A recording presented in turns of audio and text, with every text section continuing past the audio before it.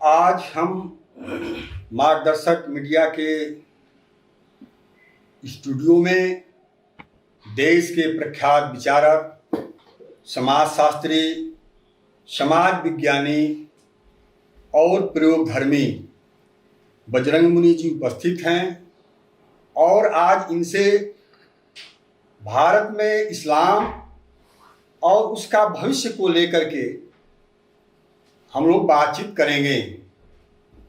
आप जानते हैं कि इस्लाम आज दुनिया के लिए खतरा बना हुआ है और जहाँ भी सत्ताएं हैं गैर इस्लामी, वह इस्लाम से लड़ने में अपनी ताकतें ज़्यादा खर्च कर रही हैं। उसी से कमोबेश भारत की भी सत्ता इस्लाम से लड़ रही है और वह भारत सरकार के लिए एक चुनौती के रूप में सामने खड़ा है। मुनि जी, इस देश में इस्लाम मोदी सरकार के लिए चुनौती के रूप में खड़ा है। मोदी जी इससे कैसे निपटेंगे? देखिए, यह बात जो आप कह रहे हैं यह बात बिल्कुल सही है।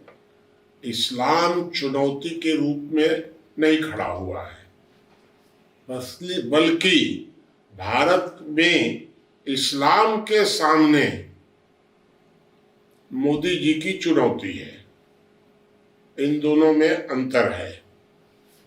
इन दोनों में अंतर यह है कि स्वतंत्रता के बाद भारत में इस्लाम की ताकत लगातार बढ़ती चली गई, क्योंकि इस्लाम एक संगठन है।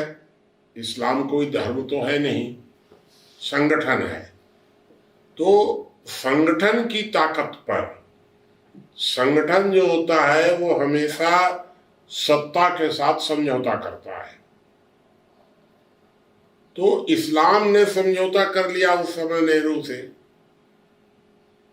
तो जब इस्लाम और नेहरू के बीच में एक राजनीतिक आधार पर समझौता हो गया तो स्वाभाविक रूप से भारत में इस्लाम की ताकत बढ़ते चली गई, क्योंकि उसको तो छूट मिली सरकार से।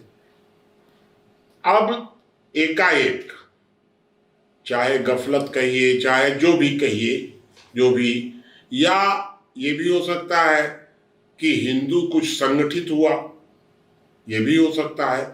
एकाएक धोखा हुआ और उस धोखे में नरेंद्र मोदी की सरकार आ गई।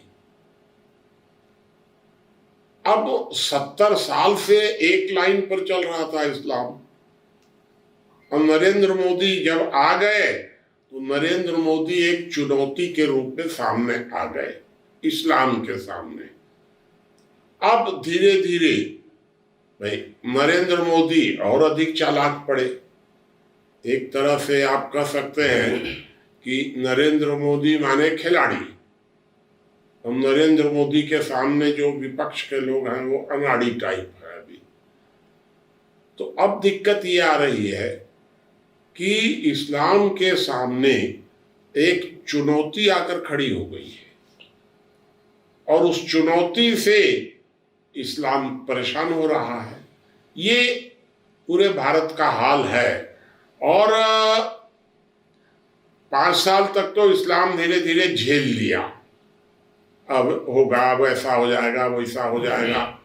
लेकिन जब मोदी पार्ट 2 शुरू हुआ है तब इस्लाम के सामने ये दिखने लग गया है कि भाई अब तो ये अस्तित्व का भी संकट है हमारे सामने। या तो हम अपने अंदर बदलाव करें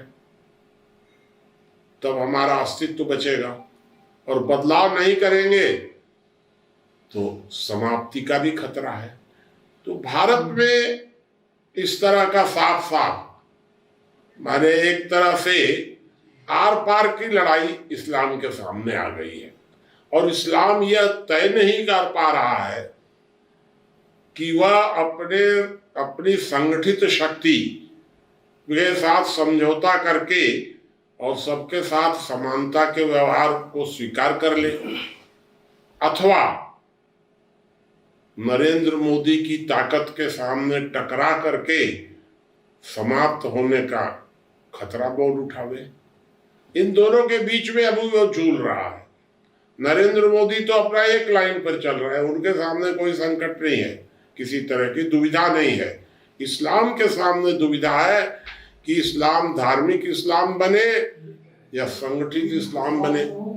इन दोनों के बीच में अभी समस्या है, तो अभी निर्णय नहीं कर पाया है इस्लाम।